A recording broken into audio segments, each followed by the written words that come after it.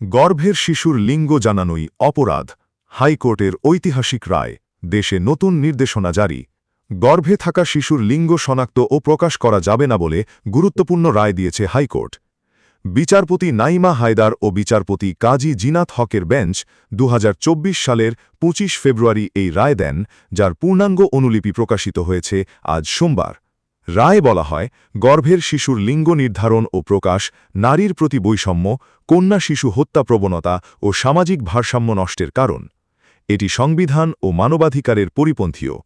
আদালত আরও পর্যবেক্ষণে জানায়, বাংলাদেশে এ বিষয়ে কার্যকর নিয়ন্ত্রণ ব্যবস্থা না থাকায় অনৈতিক কার্যক্রম বেড়েছে। তাই নিবন্ধিত হাসপাতাল ও ক্লিনিকগুলোর জন্য কেন্দ্রীয় ডিজিটাল ডাটাবেস তৈরির নির্দেশ দেওয়া হয়েছে।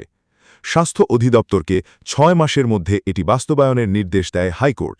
রায়ে বলা হয়, এই সিদ্ধান্ত ভবিষ্যতে আদালত তদারকি করবে, যা একটি কন্টিনিউয়াস ম্যান্ডামাস হিসাবে কার্যকর থাকবে।